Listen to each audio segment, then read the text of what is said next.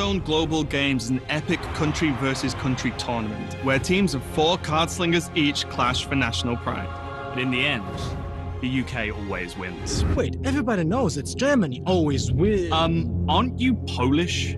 Is winning or that matters? It's all about fun and getting along with your teammates. That's easy when their skills are legendary. Or in this case, you have an ace player who will never let you down. So we're gonna see the same old archetypes then? No, every team needs to bring all 9 classes. So we're gonna see Hunter? I wonder. So let's recap. It's 4 regions, 48 countries, but Only one winner.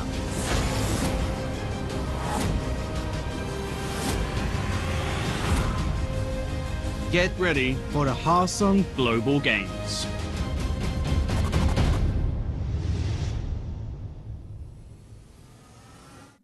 Hello everyone and welcome to another day of the Hearthstone Global Games. I'm Raven and joining me, of course, is no one other than Sotol. How are you doing today?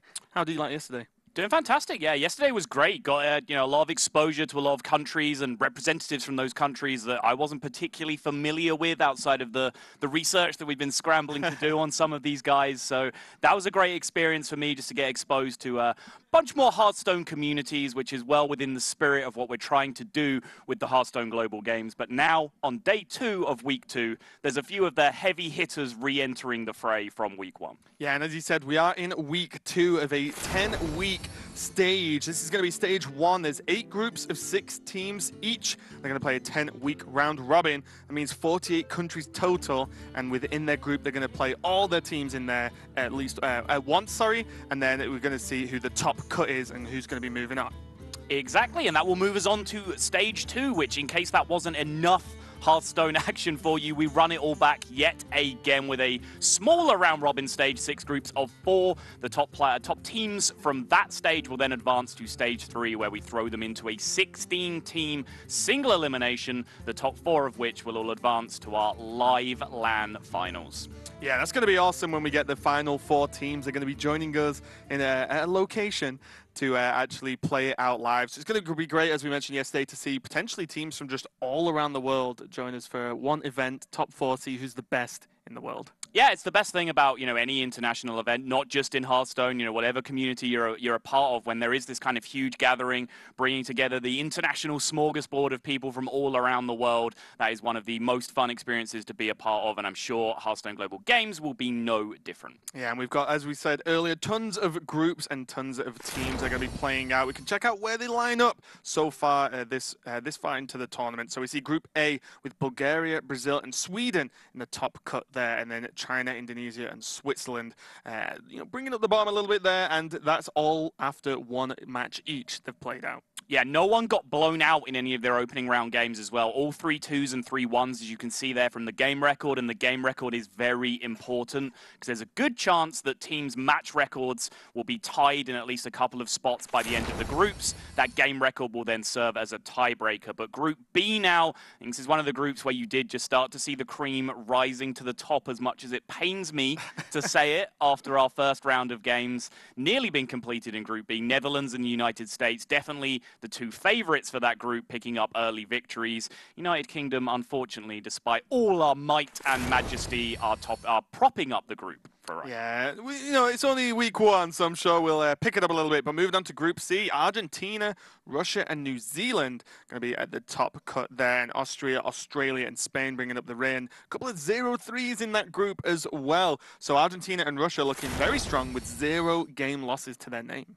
Yeah, and in Group D, South Korea, of course, Ravens pick for the tournament. Middling results so far, one of the few countries to have played twice already. Picked up a win in week 1, but week 2, not so much success, dropping back down to a 1-1 record, and their game record taking a hit from that 3-0 defeat as well. Yeah, definitely rough for those guys. Then we see Greece at the bottom there with a loss. They lost to South Korea in week 1, but they're going to be playing today as well, so they're going to be looking to really push forward and actually get a win to get them points on the board. Just to remind you as well, some of the groups look a bit wonky in terms of games played.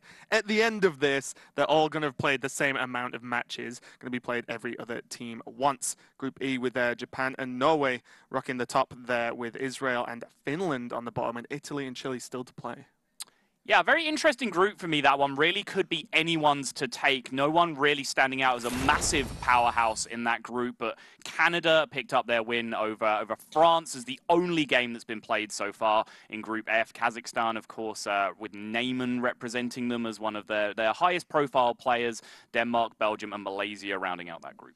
Yeah, looking forward to seeing more matches from that group as we move on throughout the tournament as well. We're looking forward to see the Malaysian team play. And moving on to Group G, we have Turkey and Taiwan at the top. We saw Turkey in a very dominant performance versus Vietnam yesterday, 3-0, and their play was very, very solid, I must say.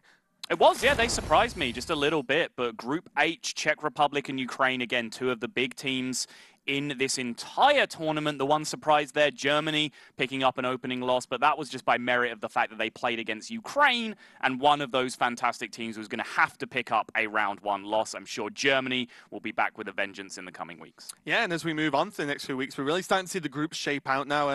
Some of the groups have nearly every single team played so far. There's only, say, one more match to pick up. And, as we mentioned, the actual game score for these teams is very important for tiebreakers. But we can check out what we've got coming up for you guys today. It's going to be kicking off the day with Italy versus Norway, and then Greece looking to get that point on the board is going to be going up against Hungary after that. Yeah, and then Ukraine are re-entering the fray. Ukraine, such a powerhouse team. Dr. Hippie, Kalento, and Nairi are all representing that team. Mexico versus Poland coming up fourth. And then I don't think I'd be doing it a disservice to any of the other matches to call our fifth and final game the main event. It's Netherlands versus the United States. The US, of course, the conquerors of the United Kingdom in week one, but now they have the might of Tice and company to come up against. Yeah, going to be an important match, actually, because that's one of the very hard matches in the group for both teams, and those are the two teams that are at the top of the group as well. Yep. So whoever wins takes a very nice step forward. But yeah, kicking off the start here, we've got Italy versus Norway coming up soon. And, Norway, on paper, look absolutely fantastic, right? We saw them play last week as well, and with players like, Diggen, Zaires, Hunterase, Zorkthor, we saw great things from all these guys, actually. Yeah, definitely an impressive team. Not a level of power you would associate with Norway, just if you were, assessing the country's level of competition in other events. But in Hearthstone, they've just got a great team put together. Zirez, very accomplished ladder player. Diggen with HCT experience. Zorkthar with a lot of prestige behind him as well. Italy, on the other hand, as you now see some shots of beautiful Rome. Pretty much an unknown entity to me. Turner was the one player that I had experience with before coming into this. The other three players I really did have to try and dig out some information on. So I think Norway will go into this one as the favorites, and it's Italy to try and come up with the upset. Yeah, but yesterday, as you mentioned, was a day of upsets with a lot of the lesser-known teams really pulling it out of the bag and showing how good they actually are in Hearthstone and as a team as well, which is very, very important. But all the teams here can play every single game with full communication with the whole team as well, although there will only be one player piloting the deck at any given time. So that's definitely been fun to see the impact these rules have had, over the course of the games we've cast so far. Yeah, I mean, even just in the players' decisions as to whether they want to group up and play in the same location or just communicate in voice over IP, we've seen pretty much a 50-50 split on that decision so far, and now you see the lineups and the format laid out in front of you for the game ahead of us, Italy versus Norway. Yeah, and we can see now in terms of how this will work, if you're not aware, it's effectively a best of 5 between the teams, so every single player will play the player opposite them, and they get to pick one of their 2 classes to play, and then once the team has got to 3 wins, that team wins the whole series. There is a chance that the number 4 pick here does not have to play if it's a 3-0, or if it's a 2-2, then one player is designated the ace player and gets to play again with a deck they did not play in their first game. So a lot of intricacies we've been seeing in terms of tactics and class choices, class pairings and deck pairings as well, in terms of how that works, in terms of the structure of what they think their opponent's going to bring as well. Yeah, absolutely. I think week 1, we just saw people trying to figure the meta out. It was brand new. No one even really knew what the strongest decks were going to be.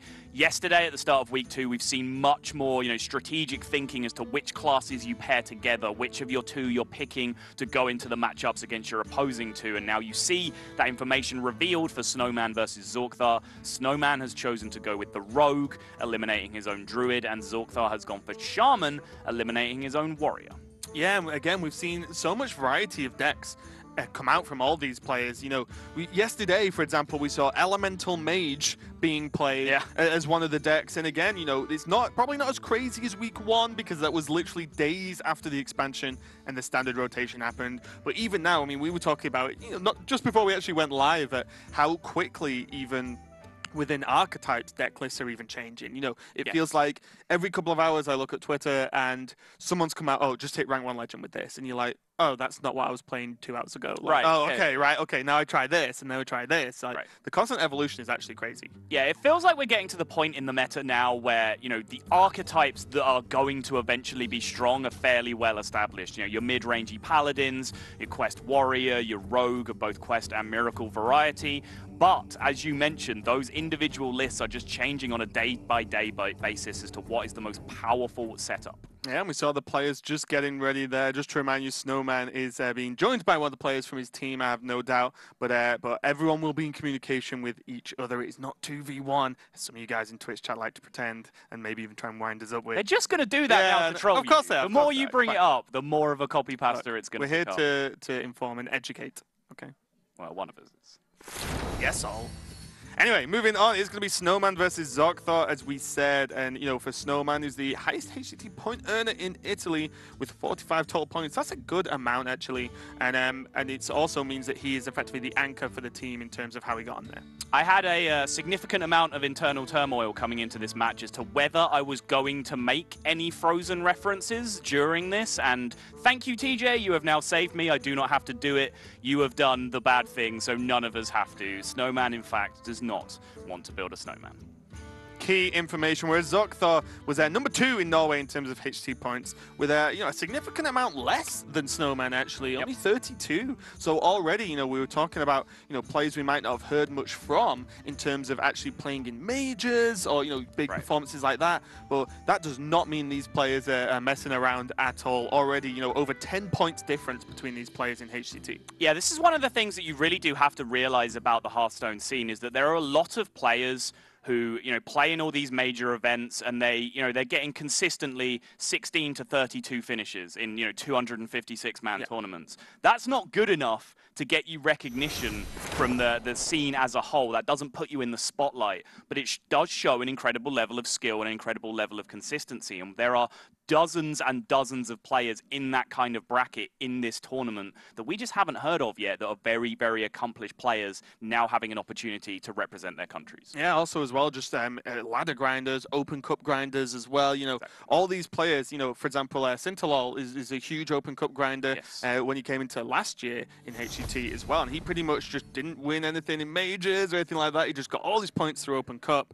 And, it just goes to show that there are multiple ways to qualify, but let's talk less about that, more about this now as we get into game 1 of the day. Snowman versus Yawgmoth. It's going to be Snowman on the Quest Rogue, as we can see. And Yawgmoth looking like potentially an aggressive Shaman list here with the Hammer of Twilight. Yeah, now we have revealed the information that this is an aggressive Shaman. Of course, we have no knowledge of the deck lists in this tournament. The opposing players have no knowledge of the deck lists in the tournament. Big difference between this and HCT, where the deck lists are public on both sides. You guys can see them playing at home. We know the deck lists, the opposing players know the deck lists. So now we know this is an aggressive Shaman from Yawgmoth. He's definitely got the better of the pick here, even before Italy got to make their choice. I would imagine that is, an aggressive Druid or a very, very slow ramp Druid from Snowman. So whichever one he picked, this or this Rogue, the aggressive Shaman was going to have a good matchups. This is a smart pick from Norway and Yawgmoth. The aggressive Shaman was likely to be favored no matter which deck it went up against. Yeah, it's one of the few controlling factors you have where when you see the classes and know the rough archetypes, you can already make a bit of a spot decision there. And see the old Firefly getting played first, which is going to be nice. Card we've talked about a lot in this tournament, actually, because it's just played so commonly. It's really going to help out with the Flame Tongue Totem, for example, and just sticking stuff to the board. And against Quest Rogue, if anything, it does stay on the board on Snowman's side. It's probably going to get cleaned up by these Fireflies. Yes, and I imagine this is just going to be a totem turn from Zorkthar because he can immediately charge his patches that I imagine is in there with the Bloodsail Corsair alongside the Flametongue totem next turn. Yep. Just make sure he gets immediate double value out of it, but let's take a look over the other side of the board and talk about the elephant in the room, which is Quest Rogue, and a Quest Rogue that has drawn Shadow Step in its opening hand, which I don't know if there's data on this out there yet. You know, there's a lot of kind of analyst websites and Twitter accounts out there these days that do great work in terms of evaluating the win rate, not just of decks, but of specific situations, right? Like, how often do you win when you play South Sea Captain on 3 in Pirate Warrior, for example? I would love to know the win rate of Quest Rogue when you have Shadow Step in your opening hand, because I imagine it is enormous. Or maybe more specifically Shadow Step and a minion. Well, there's a fairly good chance there Shadow is Step, Shadow a Step, minion. Quest, Vanish. Yeah, sure. That might be a problem. But yeah, you know, I'm only messing with you. I completely agree. And now with 2 deck hands, when you get a 2-of in your hand this early, that just makes it so much easier. One of the additional procs, if he's going to go for the deck hand, means that that's just free. You don't even need a bounce effect because you just have 2 of them already. It's kind of crazy. There is a concern with deck hand and with Swashbuckler as well, where those are nice cards to activate the quest with, you know, Swashbuckler in particular, because it's resource generation as you bounce it. But one of the most powerful things you can do with this deck is play South Sea Deckhand, or, you know, to a lesser extent, the other Pirate Swashbuckler after you've activated your quest, because then you pull patches as a 5/5 charger from your deck. So much more explosive turn. So as this deck is getting more and more refined, people's play with this deck is getting more and more refined. We're seeing players try to hold on to their first Pirate until after they're activating the quest. Also, as well, just the fact that charges in general, the deck hands have charge. Yes, So again, exactly. Right. You know, as well as the patches interaction, much more powerful when you're charging a 5/5 than a 2/1, just to, you know, bounce it back into hand and carry on again. You don't say. 1 mana charging 5/5s are good, huh? So I've heard. Yeah. I'm not one to play Quest Rogue myself, but so I've heard. I'm of the receiving end of them, and it is definitely almost game a lot of the time when the quest is played out under a safe circumstance. You know, the road doesn't die the following turn. Yeah. And I've seen turns like deck hand with patches, ball, and you're just like, oh, I guess I lose. You know, and that's what you mean about the charges, right? That's it's just so much more powerful. Not even enough ambition, Raven. It's South Sea Deckhand plus summoning patches plus another charger, prep, vanish, and then kill you. That's just 30. Yeah. Wow. What a deck. What a deck indeed. Glad we're not doing that from the New Zealand perspective. That could sound a little bit different, but with Flametongue Totem now, you're getting the value down. The Totem does mean that it's not going to get instant, like the Flametongue value from patches, but still, it's a lot of pressure, and this is one of the ways you can punish this style of rogue. Yep. You just kill them before they do anything anyway. Well, that is the quest. That's all the resources that he needs anyway, but still not a automatic decision because Deckhand is a fairly weak minion to bounce in the first place and because he pulls that patches, but now he's reaching the point in the game where there's so much pressure staring him down, especially now he's lost that dagger charge, which is just a net loss to his board control as well, that maybe that patches coming out as a 1/1 now is actually just a necessary evil in terms of controlling the board. Yeah, you can actually just pick off the Totem, for example, with it. All the other patches, but you probably go with the Totem here. Unless you're thinking about Vanish later on, you don't want to leave patches in hand after that. Also, as well, most importantly, what do you think of I think this is actually a hoodie that Zorkthar's wearing, but it looks like it could be a cardigan-style pattern. So what do you think of that, Sal? It is a fake pretender to the cardigan throw. Okay. Yeah. You're a purist. I am. Not a surprise at all, if I had to guess. So the Flametongue Totem's going to get cleared up by this deckhand, and now we'll see what the grand plan is. If we see a Shadow Step, yeah, we do, okay. Yeah, if we see the Shadow Step, then it's pretty much Italy committing to this deckhand as the proccing minion for the quest. Yeah, that is the quest complete, I believe, next turn if he wants it. Deckhand Ferryman would put 2 more deckhands back in hand, and then he'd have 2 mana remaining to play them both back out again. But not a lot of value to charging a deckhand a bunch of times when there's a 5/5 taunt in the way. So might just need a little bit of extra planning here. Now there is a 5/5 on the board. That Glacial Shard is looking quite promising as well. Yeah, combined with the Igneous Elemental now that's been drawn, although the main point of Igneous Elemental is that you get the double Flame Elementals, but you know, don't need them to proc the quest, but still having just the minions on board is nice. It still generates potentially 1 mana 5/5s later in the game, but yeah, I think the Glacial Shard to freeze out the 5/5 is going to be very important here. It's like he's just going to try and rush this out. Does have the Vanish, so if he can load up the quest, get this part of the game done, He has the Vanish to buy a turn later on, and then if he still has enough health remaining at the end of that, he's going to go Glacial Shard instead. Yeah, this makes sense. Just bounce it once, play the Shard. Now he has Deckhand with the quest potentially next turn, can play 2 Deckhands for 1 mana and coin out the quest, so in decent shape. Yeah, one of the key cards as well, or like back-breaking cards, I would say, when you're against Quest Rogue is Prep. Prep Vanish is insane, Prep Quest is insane as well, as it opens up more minions to be played on that turn that the quest is live. So if Italy draw into a Prep very soon, this could help them out quite dramatically. Is it going to be a Stone Tusk Boar for this turn, though?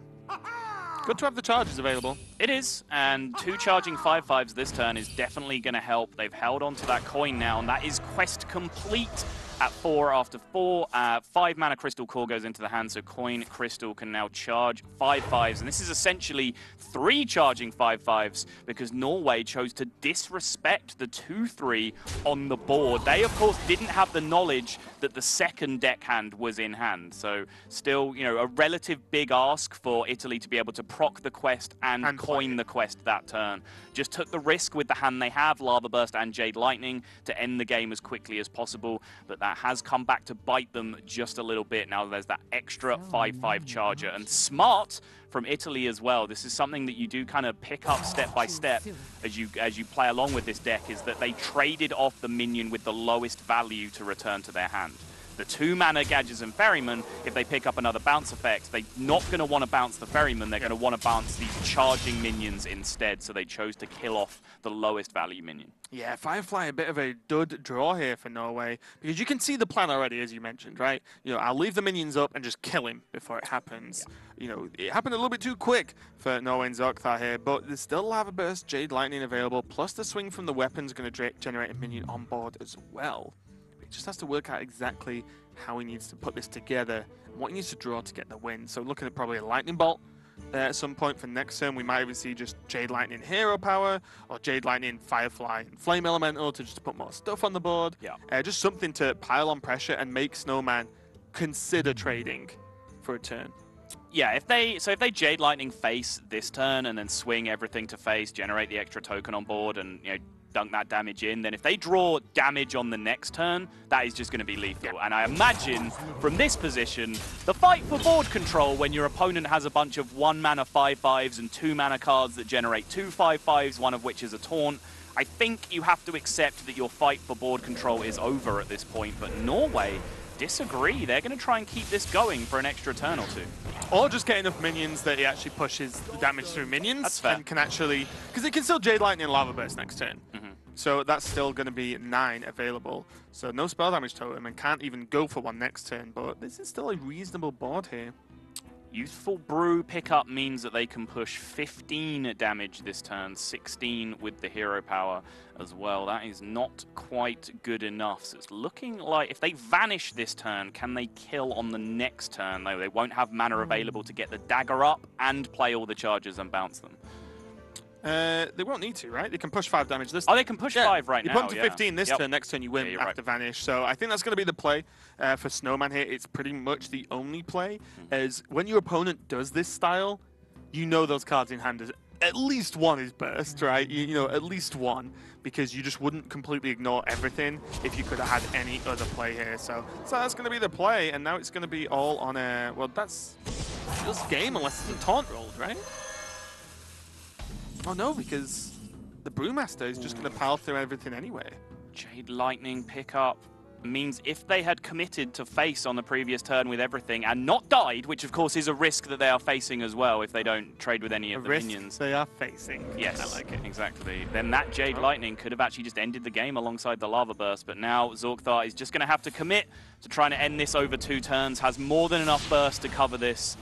But now Dagger Up is 2 mana, the 2 deckhands make 4, Youthful Brewmaster is 6, and then another charger would be 7, even if the boar wasn't there. Yeah, I was going to say, with the boar, it just closes this out very, very easily, very manageable. And you know, very interesting play from Zokthar there. I genuinely thought, because the start has been so minion heavy from the Shaman, the odds on you drawing burn are so high. Right. Like, so high. We've not seen Lightning Bolts. I don't know what's in the deck, but still another Lava Burst, another Jade Lightning that we saw, Lightning Bolts as well. But it wasn't enough, and the Vanish We've talked about Vanish a lot in this deck, Yeah. and it looks like an odd pick at first glance, but it definitely gets the work done as Italy take the first game against Norway, so coming strong out the gate here. Yeah, genuinely Vanish now feels like one of the strongest cards in the deck to me. You know, if you're playing Wisps, it's just an automatic quest completion with the Wisps themselves on turn 6 if it gets that far. It's an extra turn in the late game where an extra turn is pretty much all you're looking for, and sometimes it's just a lethal setup. You know, when you've got,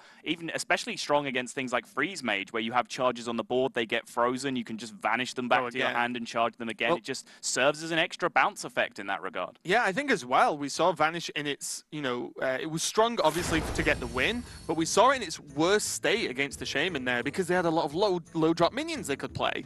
Like, imagine if that was a heavier board, you know, then you could just play one more minion as the Shaman. You're like, oh, well, he plays 5, I play 1, I lose because all his are 5/5. So even the power of just knocking back a more control-y style deck and the mana and the amount of mana in that hand is incredible. But moving on to game 2. Steady yourself, Raven. Woo! Double Hunter. Twice as much fun. This was a given, though, in my opinion. Because I believe that Diggen could not play Mage into Hunter Priest. No. You just can't. Like, Hunter, we've seen Hunters with Flare, but Hunter in general just does good versus Freeze Mage. It's a pretty reasonable deck. The game we saw yesterday from New Zealand actually ran Flare, but didn't really need it. It did win the game, but the game would have ended without it. Yeah, exactly. Sure, so didn't need it. So Hunter's a good matchup versus Freeze Mage being the most popular style of Mage. And then the other one is Priest, which we just laugh at how crazily bad that matchup can be. Yeah, my question is the other way, though. You said this was a given, that we're seeing a Hunter mirror, but how about the Priest pick from Italy? Because the Priest would either go up against Hunter, or it would go up against, theoretically, Freeze Mage, where it has a strong matchup either side. Yeah, I think Priest can struggle a bit versus Hunter. You think everything struggles against Hunter? Well, no, I don't. I think Taunt Warrior is actually good against Hunter, okay. Believe it or not. Fair. But yeah, I think the Priest feels a bit more risky as well, and there's still a chance that they might pick. I don't know. I wouldn't like to play Priest in Hunter. It will depend on the Priest build. I think if you have a good Pyro build, then that does a lot better against Hunter, just because of how effectively it picks apart the early game. Dragon Priest can just be a little slow to start up and get punished by a quick Hunter start. Oh, Yawgmoth streams very regularly on Twitch. Go and check him out. Yeah, 10,000 followers. Sick. Is that pretty good? I'm guessing he streams in Italian. I do not have that information. Okay, I'm going to roll the dice and say it's Italian. Sure. But yeah, looking good. We know Diggen from the HT Winter Championship. Super cool guy and a very smart, intelligent player. We'll see if he can. How good is it, Hunter, at this point? Because that's going to be the key. Hunter mirrors as well. The builds are going to be very, very important here because we've talked a lot about how you actually build Hunter, because there's a million different ways, believe it or not. It's not just you throw the Hunter cards in and hope. You can actually build it for a lot of late game control. You can build the Hyena combos with Unleash. Some decks don't even play Unleash for a start. So there's so many ways this can go. It's going to be very important. Or we could see one player draw the early start and just snowball, and the other player doesn't, which also can be difficult. Yeah, one of the interesting things on the fact sheet there that I actually dug up when I was researching this team is the Italian team are actually very, very used to and comfortable with each other. They all represent the same team anyway. It's just works out in the way that this entire squad of players that are probably used to labbing out and practicing together have ended up as the Italian team. So if that gives them any kind of advantage just in terms of communication, probably just have a closer synergy in terms of ideas of what they think is strong or not, because they've tested it all together in the first place, whereas there might be a bit more conflict between some of the other teams on opinions as to which decks to bring. Speaking of things that are strong, Alley Cat Scavenging Hyena opening generally can be game-winning.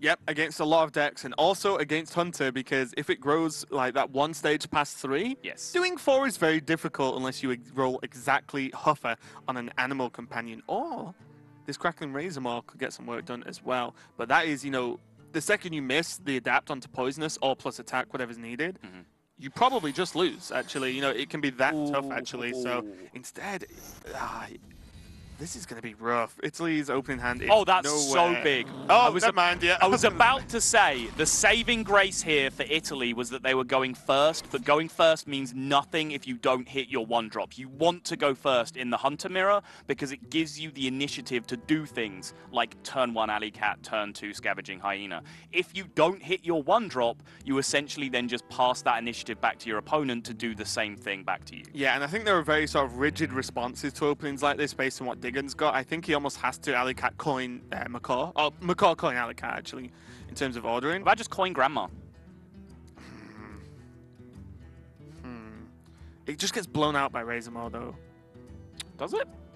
It can be just double traded, right? One procs to Razormaw, the other one you're probably going to get +1/+1, +3 attack, poisonous, you know. But then, you know, in that situation, your opponent who was going first has a 3-2 on the board against nothing on turn 2. That's not really a blowout, right? They've just kept that little bit of initiative that they had. Sure, I think it's just with the follow-up of what Hyena means that, well, that just dies to the Razormaw, and Hyena's very key. Sure. So makes sense. I think this gives you the highest chance to make something happen next turn and beat the board down, because Hunter will just run away with it, and we can see from Yawgmoth that actually this Direwolf does very little except represent a 2/2 on board. Yes. Can push for extra damage, but again, battling for the board is very important because Hunter is generally a snowball deck, but also can actually just, the second you lose out in the mirror, it's even harder. Yes, I do want to go back to the one-drop dilemma for Team Italy is that they actually mulliganed away a Crackling Razormaw from their opening hand, I believe, which is the most powerful early game card on average in the Hunter deck. It can just snowball the board enormously if you land it on a one-drop. So that Alley Cat that came out as the very last draw on turn 1, that might have looked like a lucky draw, but they fully maximized their chances of getting a one-drop. They recognized how important that was, and it, is a justified reward for that decision. It's going to be interesting this play here, because if you develop the Direwolf this turn, which, it means that anything that gets played next turn, you have Unleash for. Yes. With probably Direwolf buff. Probably. Because this would need either a Direwolf response or a Razormaw to be able to deal with it. Yep. So, probably feeling pretty good with this Direwolf on board here for Italy. Norway now just considering how much they fear this Direwolf, because obviously they can contest it directly with Scavenging Hyena, but Scavenging Hyena is just such a high resource card for you. It's such a huge threat, especially in the Hunter mirror. Choosing just to play out the Grandmother here, and now, as you said, this is a pretty solid value Unleash the Hounds. Pop open the Grandma with the Direwolf and then use the 2 Unleash Dogs to clear the remainder of the board. Yeah, I like it. You actually can clear off, leave the Direwolf alive. Yep. And more importantly, with double Houndmaster, you want a Beast alive next turn. Exactly. And again, unless there's Bow or Kill command on a 2/1, then, that Direwolf is actually going to live, and then suddenly the Houndmaster chain starts rolling. That's going to be looking very, very good here. Rat Pack just feels okay. It's probably going to get some work done, but again, not going to be enough on its own against the Houndmaster. Yeah, the Houndmaster exchange now, wow, that is an Emerald Reaver, guys. Okay, so, with my in-depth knowledge of Hunter decks and development over this expansion, hit me. Emerald Reaver was played by, like, Nick Chipper, for example, in some of his, like, day 1 builds. Okay. But it was swiftly rotated out because it does 1 damage to each player. It's another 1-drop. Yeah. But I think it was very quickly decided that as soon as you're not playing Quest Hunter, the extra 1-drops, because that is an extra 1-drop. You have Fiery Bats, you have Alley Cats, you have the Macaws as well. That's already 6. I know Emerald Reaver is Emerald Reaver a beast? I'm pretty sure it is. Yes, right? it is. But even with the beast tag, I would play Firefly in a heartbeat over Emerald Reaver. Yes, right? exactly. And Firefly still isn't good enough to make most of these decks. So it does seem like a strange decision. There's arguments for it in Face Hunter. Sure. Because it's extra damage and it's a more aggressive 1-drop. Yeah, poor man's Leponome in that regard, sure. right? Yeah. So, but in this, with Houndmasters, this seems like at least at the moment, still a mid-range Hunter deck. Going to be the tracking from Diggin and Norway here. No play next turn. No, Kill Command is good. Because next turn there's still just Hyena Kill Command into High Main. Use Kill Command to actually control the board going forward, and then just use your 2 High Mains to win the game. The Hyena is more of a bait in terms of, well, if it lives, awesome. If you have to focus on killing it, then the High Mains are progressively more safer, and then Kill Commands are used to just kill the minions and just control the board. No, I like it. That's the line I see as well. Using the Hyena similarly to how a lot of high-level players will use Questing Adventurer in Rogue in some matchups in the previous meta, where they will play it just as a disruption turn and say, you know what, you just have this for now. You take your whole turn dealing with my Questing Adventurer, and then I will just drop another big threat on the following turn after you haven't developed onto the board. Yeah, and this is interesting to me as well, because this develops more beasts on the board for the Hyena, but the Hyena is always going to be killed this turn. Yes. Every single day of the week. If there's not an answer for it in hand, the Houndmaster kills it. Whereas you could have had a second kill command and just go High Main, double kill command, win, if you're that confident. Or, as I said earlier, kill command the opponent's High Main, and then suddenly the power's not enough to kill yours on the board. Right, I mean, well, I was looking at like kill command this turn to clear the board, then next turn you play hyena kill command to leave the board potentially empty again. Yep. Then you have that big hyena threat that needs some dealing with, and then you potentially get a free turn of tempo to go into the high mains. Just gives you more flexibility, whereas Right. this is like, well, my hyena's dead no matter what. I've gained 2 1/1s. What does that actually do for next turn? I don't know. We'll see how it plays out, though. It doesn't mean it is more aggressive options. It can whip in a hero power. Houndmaster number 2 coming down. Italy getting both Houndmasters in the early game is definitely a big deal for them. It's one of the huge tempo cards. And now the kill command does do work here. It does allow a board clear if Norway will want it. But it's a board clear with no tempo, which is the problem, which means if there was a high main from Italy, then it's just first high main coming down against you every single time. And first high main, if there hasn't been a blowout early game, the game then resets, and the next big question is who lands first high main, because then there's a ton of initiative in that sense as well. Yeah, it's going to be the kill command for the clear. There's no real other option. Just developing Rat Pack is not going to do it. There is an option, and that's hit face for 3. You don't have to respect this Houndmaster. You don't. It is not a beast. It does not gain all the additional benefits of being a beast. We've seen both Houndmasters anyway, of course. And yeah, I guess this is pretty reasonable. But now, on the merit of there not being a high main in hand for Italy, it means that potentially Norway can get back into this. Animal Companion Kill Command is not a good-looking turn right now. The Macaw being picked up means we'll probably see Macaw Companion Hero Power instead. Gentle Megasaur is a sizable beast, but we're not going to be seeing too much Murloc synergy from this deck, I imagine. No, it's going to be nice to contend their high mains, though, the first section at least, because they are 5/4s, the Gentle Megasaurs. That's actually a very good point. Was there any merit here in skipping the 2 damage from the hero power in order to generate a 5 power minion on the board to be able to trade with a high main? Well, you've seen both kill commands as well, right? So no, you've seen one and the other one got burnt at tracking, which you have no knowledge of. Sorry. Yeah, so you've seen one kill command at least, which probably this early in the game is enough. Megasaur's probably just not going to get killed that easily on the board at this point. Because imagine if this was Huffer. What does Huffer even do? What does Leok even do? Actually, at this point. Hey, maybe the Megasaur was pretty good there, actually. Unless there's Murlocs in the deck. Just pulls out Wally to Finger next turn off the top, and you're like, okay. Never mind, that Megasaur was sick off the Macaw. Oh, that doesn't look too promising for Italy. This game right in the balance as well, so I think there was an attack that's been missed from the Houndmaster this turn already, so I hope that they can connect back to the game in good time. But either way, they've already missed pushing some damage, which would be a huge deal in the Hunter Mirror. Yeah, absolutely huge. And something's going crazy here since Italy missed an attack. Diggin's turned into Rexar. It's all going crazy at this point. So it looks like there's some potential connection issue, and we'll get that checked out and see what's going on there. But even in this board state, at least, the high main, even... Oh, Norway's offline as well. Okay.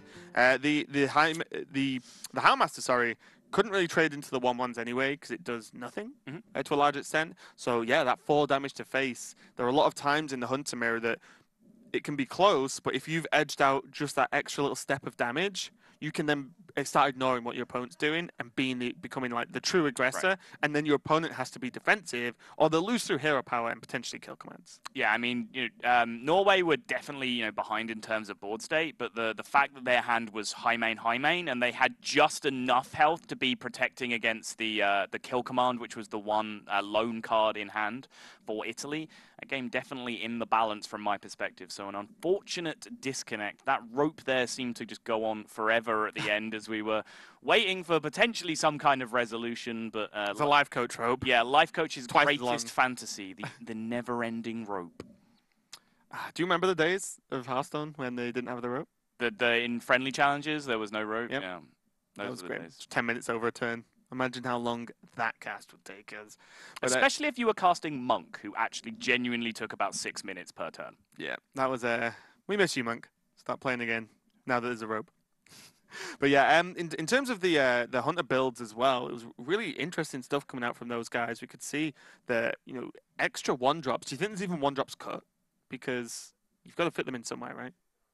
In terms of the Emerald Reaver? Yeah, Reaver. Yeah, sorry. Yeah, I mean, it's hard to say. I mean, he might be playing even a couple of extra 1-drops and then have Tolvir Wardens in there, for example, just making sure he has enough so that card always gives him value. I know the build that I favor, that I put together when I was getting frustrated with losing to the two decks that were only existing at the time was Quest Rogue and Quest Warrior, trying to find something that beat them both consistently. And, you know, you said that some Hunter builds can struggle against Warrior, so I wanted to make sure I had enough beef in there to be able to push through the Warriors, but also enough aggression to be able to beat up the Quest Rogues before they got anything silly done. So my solution to that was just a ton of 1-drops and then a ton of late game. Like I had Bittertide Hydras and high mains, Tolvir Wardens as well to keep myself high on gas. That was the build that I really like. I haven't seen too many Wardens being played in other people's decks so far. No, the problem is as well, there's actually just a lot of good 5-drops. Yes. Knocking around, and although Warden does a great job of making your future draws a lot better as well, because, yeah, it draws you 2 1-drops that you can play, but also thins your deck out to actually make your draws even stronger going forward, is that it's a 3/5. Yes. And in Hunter, you kind of want the higher attack to I kick agree. in there. So although it's a little bit slow in the general Hunter lists, but if you are going for a very early into very late game, then you can probably make that work somehow. Yeah, it's the mysterious Challenger effect, right? It's part of why Paladins' turns after they played Challenger were just always so powerful back in the day, is that they thinned their deck of the dead draws. And, you know, Tolvir Warden has that same effect. It also has the extra gas effect because often the 1-drops you're looking for on turn 1, you're keeping Fiery Bats and Alley Cats, not necessarily keeping Jeweled Macaws. Yeah. So then with Tolvir Warden in the late game, you pull out a Jeweled Macaw, and then that's just extra gas. That can be another chunky beast that the Macaw gives you as well. So I'm a big fan of the cards. Chunky beasts and beef. There you go. We've pretty much been talking about. We are just working out what the problem was, guys, so we'll get that sorted very, very quickly for you. We're just making sure the teams are good to go. I would imagine at this point we should be checking if we can get back into the game. I think the game might have continued. We'll have a quick check and see what's going on, so we'll check it out. It looks like it is going to be the Hunter Mirror. It might have been a regame. Yeah, it looks like they've gone for the regame.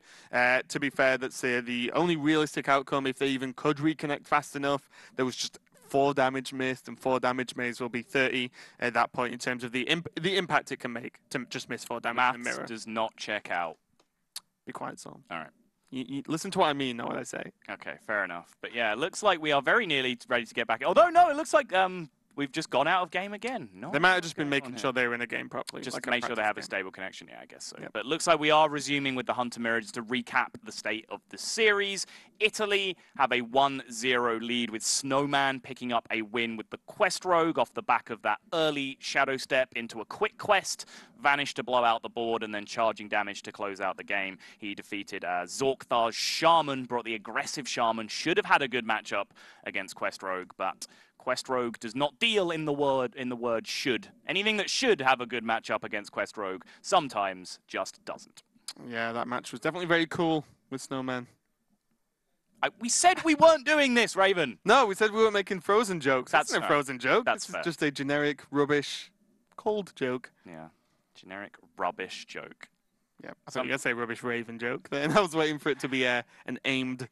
That statement is purely tautological. Any Raven joke is a rubbish joke. It'd be like saying a free gift. A gift is always free. A Raven joke is always rubbish. I'm not impressed.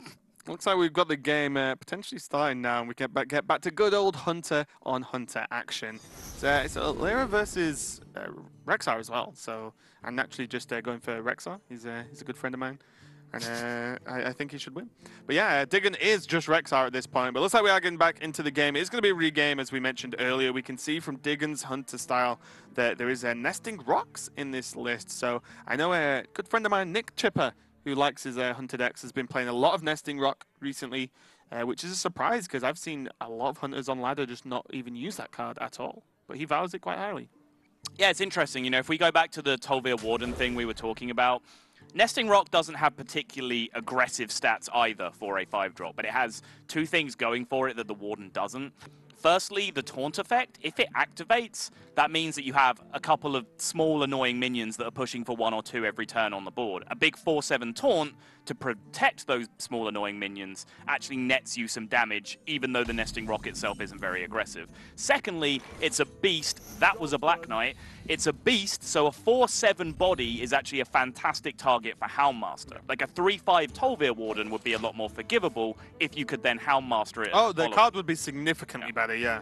But yeah, Black Knight.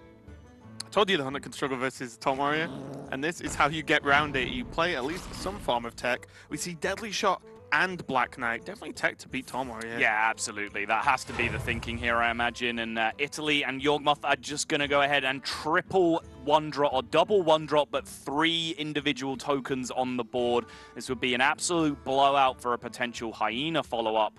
And just maximizing the chances of Crackling Razormaw being able to get flexible value, maximum options as to which beast they want to adapt. Yeah, I think, wow. Another alley cat, a timely alley cat draw, even though I imagine it might get skipped this time, although the grandmother does just die to the board anyway. Yeah. The thing here is we can see both hands. Razormaw this turn, Rat Pack turn after, Houndmaster turn after that. Yes. This is looking very, very good indeed for the Italian team here. Now the interesting question is, what's the plan here with the adapt? Because you can... I think I like adapting one of the cats first, and then if you get +1/+1, you can value trade. If you don't get that option, you can just choose to take like +3 attack on the buffed cat, use the other 2 minions that you didn't adapt to just completely trade out the Kindly Grandmother and just have a 4/1 hitting face. +1/+1 I think is just the best option overall though, just to get the value trade, complete dominant board position at that point. Yeah, looks like that's going to be the play. I'm always a fan of attack and just go face. But yeah, this is looking pretty good in general. The bat can go straight into the wolf version of the grandmother. Play that up, and again, just such a dominant position here. Infested wolf, not what Diggin needs at the moment. Can't even alley cat and kill command this turn to be able to just, you know, try and battle for the board here. It's just going to be a straight up kill command. It's going from bad to worse. And that leaves them with no answer in hand. They Animal Companion draw from Italy, but I think I like the Rat Pack pickup potentially here because you have the Houndmaster follow-up. Rat Pack's such a fantastic target to hit with that Houndmaster buff. Yeah, the Huffer play could be good, but in general, Rat Pack is just more secure here. Houndmaster being available, and then just into Animal Companion, hero power for turn 5 anyway. Hyman again, just not what Digger needs at all. Nothing really does anything to the board. Infested Wolf is going to be as good as it's going to get, help trade away some of these minions, but you can see just from Diggin's body language here, he's just like, I'm just so far behind. Sorry, I need to say Kodo. Rhino on 5 next turn as well. This is kind of insane. And will you ever trade away? With the buffed Rat Pack as well, that's so many 1/1s he can potentially charge next turn if there's a trade available on the board. Do you ever consider trading here, clearing the board? I don't mind it. I mean, I wouldn't hate it. You're in such a comfortable position that either line, but you know, pushing another 7 right now, already at 18. Animal Companion is sometimes burst damage. Tundra Rhino is at least always another 2, and at some point, Unleash the Hounds gets value. If you start adding up your hand, you're pretty close to just killing them right now. Yeah, very much the way you play Hunter as well. Well, like I said, once you cross, there's a threshold. It changes every single game based on what's going on. But like you said, you push them past 20 when you've took 0 damage. And this is going to, oh my god, Deadly Shot into the worst of the cats. And the best target for Yawgmoth on board as well. That couldn't have been any worse for Diggen. Just going to try and battle for the board as much as possible. But, I mean, this is 8, 10, 12, 14 damage available. Oh. 4, 8, 10, 15, 17 just put it now, to 1 off. Yeah, you just do it. There's no way that you can die. Kill Command Hero Power Face, no healing, no way to kill you from 30 from this position. That just locks out the game. You could present an argument that because these deck lists aren't revealed, you just continue to play more normally, if you like, and continue to dominate the board. Not just in case of something weird in the opponent's deck, but I'm literally just playing the most severe of Devil's Advocates in that situation. Kill Command Face, Hero Power Face is the play. Raven, that is gimmick infringement. That is purely Admirable and TJ. Reserved for Admirable and TJ. Yeah, I mean, this is the correct play 100% of the time. You put them to 1. There is no way they can dig themselves out. I mean, and this is the key turn, last turn, as you mentioned. You can push enough damage to get you far enough ahead that it's unlosable. You steamroll so much with the extra damage. The kill command was just the final nail in the coffin, and Italy take a lead against Norway, 2-0 so far. Yawgmoth looking pretty happy about that outcome. Can't blame him. That was almost the perfect Hunter game. Yeah, and I think you saw in both games, obviously the first one was still a little bit in the balance, but they were in a very strong position, were Italy. You saw in both games that we saw that just the faster Hunter deck was just consistently getting on board, and we saw more of Diggen's deck there in the second game. Seems to be teched more towards beating the control decks, Taunt Warrior in particular. That means coming up against the faster Hunter deck from Italy, they just weren't able to get on the board as quickly as they would have liked. Yep, just looking at the cards we saw from both players, you can see already, imagine that instead of the mirror, both Hunter decks came up against a Taunt Warrior. Right. Who wins then? Digger. Exactly. You know, more than likely. But doesn't matter. That's all hypothetical as Yawgmoth takes game number 2. And we're going to be rocking on to Turner and Zyrez. Another mirror. Warlocks as well. This is very strange. List of things I wasn't expecting to do today. Cast a Warlock mirror is somewhere near the top. Let's call it number 3 on that list. Cast a Warlock mirror when the other 2 picks were Rogue and Warrior. Yes. Crazy talk. These guys are mad. Okay, well, again, this is, I mean, fine by us, but the lack of potential Taunt Warrior, which is extremely common on ladder in tournaments at the moment, very, very powerful deck, and the lack of Rogue as well. You know, even Miracle versions, we've been seeing some incredible Miracle Rogues, again, on ladder and in tournament play. But these guys have gone for the mirror. Zyrez, a deck-building genius on the right there, and Turner getting maybe a little bit too close to his camera. Yeah, he's just getting right up and personal, making sure that you can all see him perfectly clearly. But yes, you mentioned it. Zyrez, one of the most accomplished deck builders in Hearthstone history. Last week, we saw him bring that incredibly wacky build of Miracle Rogue that had Emerald Hive Queen, Shiv, Leroy Jenkins, etc. Not the standard Arcane Giant build that we've been seeing from most people on ladder and most people in the tournament scene as well. So I'm interested as to what potentially he might have cooked up with a Warlock deck here. There might be something just a little bit different coming out from the Norwegian side. Yeah, and we see some of the update notes here. You know, we mentioned, we've cast Zyrez before. Yeah, wants to remind the world that Norway is not the capital of Sweden. It's its own area in itself. But also, yeah, we've talked about Zyrez's deck building, but Turner as well, number 2 in Italy. It looks like Team Italy are like 1, 2, 3, 4 in terms of HCT point earnings, which is a pretty strong team to go forward with as well, if you're going to apply that. And obviously was in the 2016 Spring Championships for Europe as well. So looking pretty good here. Yeah, of course, that's where we get our previous experience of Turner from, is why he was the player that I definitely knew a little bit about before I started researching into this Italian team because of that championship performance. But Zyrez, I think, has to go down, for me, despite not having that HCT competitive pedigree. You know, he's someone who I've watched stream a lot. He's someone that consistently has these incredible results on ladder. And particularly still, we're only, 2 weeks or so into this new meta. New meta means that deck builders are king. And Zyrez, one of the most accomplished deck builders in the history of Hearthstone. Yeah, and I've spoke to him, face-to-face actually multiple times at tournaments and stuff. And just hearing him talk about, like, he's one of the players where you won't quite understand his view on the game. Like, when he talks about it, you're like, oh, I didn't even cross my mind that you look at the game this way. Sure. But he actually does grasp it in his own way. He builds his own decks, performs quite well with them. So this is going to be interesting to me in terms of the Warlock decks, because it could just be 2 Zoo decks, and even those have different styles of builds at the moment. I don't think anyone's nailed that down at all. But, you might see Control Warlock come out somehow. Or, we see the Blood Doom Warlock being played around with in previous tournaments. But, not too common in HGG at the moment.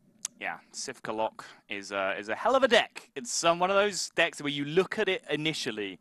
If you don't understand. If you didn't see it in a game, if someone just gave you the list of 30 cards and you look down it, one of those decks, like very much, I always use this example, but the very early builds of Reno Mage. When someone first showed me a Reno Mage deck, it just looked like a complete mess. Just an auto-fill deck. Yeah, basically. exactly. Sifka Lock is one of those, but it's had decent success for Stan Sifka himself. The other players who, practice with him, trust him, have tried to echo that success and use the same deck. Hasn't been working out too well for them so far. Yeah, really interesting as well that Warlock has always been so dominant in the game pretty much forever. Zoo's been almost always strong. Handlock had its reign quite heavily at a point, what, year and a half ago? Maybe longer. And then, you know, obviously Reno Lock was exceptionally powerful in the last meta before this standard rotation. The dark times. The dark times of Reno. And yeah, so, you know, Warlock's been so powerful for so long, it's kind of weird that it feels like a tier 3, tier 4 class at the moment. Swerve! It's a Zoo mirror. Yep, Never okay. mind. Let's do this. Devilsaur Egg, one of the coolest cards coming out for Zoo. It's pretty much just +1 on everything that a Nerubian Egg was, except for attack, of course. 3 mana 0/3, summon a 5/5. It's going to be pretty good here, but kind of even more so, you kind of need the Argus, right? It's too slow to have really in the early game against Zoo unless you have that guaranteed activator, and even then, like still pretty slow. Keeping Devilsaur Egg and Pterodax in your opening hand just seems really sketchy as well. You need to push for 1-drops. That already didn't see the full mulligan, but looks like a much better hand. Yes, oof. That is in fact a much better hand for Turner and Italy, but the 1-drops are coming out to play from both sides here. Xerez, though, has the initiative of going first, which again, similar to the Hunter mirror. Aggro mirrors, you do want to be the one taking initiative and dropping first onto the board. Yeah, really interesting as well that Turner's opening 4 cards without the coin and run was effectively 7 1-drops in 4 cards. Wait, what? Oh, with Villager as well. To a certain extent. To a certain extent. It's just kind of funny that there's like that much value from 4 cards. It's kind of insane. But you know, these decks are definitely interesting ones. We see Leroy used here for Xyrates. I think he just loves Leroy. He just loves that card. He always plays it in Rogue, no matter what. Yeah. I'd be amazed if it wasn't in his Quest Rogue for some reason. Just because he likes it that much. I want to pay 5 mana for my 5/5 charger instead of 1. Yeah. Maybe. Both players now going off with the Fireflies, and Firefly, such a huge card for Zoo. It's a huge card for a lot of decks, but it's so along the lines of that kind of possessed villager effect that you were talking about. The idea of Zoo, when you boil it down, is you play cheap, efficient stuff onto the board, you buff it, you trade into your opponent's stuff more efficiently than they can, and then over time, you have more stuff than they do. That is the very just simple Zoo 101, and things like Firefly just continually generate more resources to you, and a 1/2 in Zoo is more than a 1/2 in any other deck. Less so now because of the loss of power overwhelming, but still, your Direwolf Alphas, your Defender of Argus, whatever buff effects you're playing, those make your 1/2s more powerful than just the mere sum of its stats. Yeah, I think the lack of power overwhelming, Abusive Sergeant being nerfed, and Peddler going away has really had a huge impact on the power of Zoo. Imagine Zoo now if those cards are available and you had to card like Firefly. No, I don't want to. That's a pretty reasonable answer, because it would be terrifying indeed and would definitely be top tier. We do see Xyrates using Abusive Sergeant though, so he's going to get some work done now. That Abusive Sergeant is UC. Yeah, it's going to be really nice. These Flame Elementals from the Fireflies just going to overrun Turner on the board, and Defender of Argus is 1 turn away at the moment. Voidwalker, a reasonable pickup. But again, there's already, 2 minions on board that can trade into Voidwalker and still live, never mind what Xyrates draws. Yeah, and you see Xyrates quite deliberately playing the 1/2s over the Possessed Villager, because the Possessed Villager can actually be value traded to an extent by a 1/2, whereas the 1/2s trading into other 1/2s is much, much more difficult. He'd rather have these higher health minions on the board, because he knows Firefly is now a common card he's going to come up against. Voidwalkers are still yet to come down, so the 1/2s just have more valuable trades available to them. Yeah, no true surprise there, the run going for Living Spores. +1/+1 is reasonable. Untargetable doesn't make much sense in a Warlock mirror because it's all minion trading, but the 2 1/1 plants you get from the Death Rod is actually pretty huge here. Defender of Argus on demand for Xyrates here. And you can see Turner already just like, oh my god, this is going from bad to worse. All these value trades, these minions are somehow still alive, and this is looking very, very bad for Turner indeed.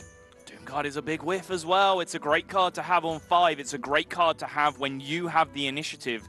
It's a terrible card to have when you're just looking for some gas to drop on this turn 4, and when you're facing down a wide board of little tiny minions like this, it's not efficient for Doomguard to be able to deal with this board state. Yeah, not even close, and it looks like it's going to have to be just a life tap from Turner, I think, at this point. It's on 29, so his health is okay. He can trade an Argus the 2 1/1s that come out if he wanted to. It's not great, but it might just fight for the board enough to allow Doomguard to swing back the next turn. Yeah.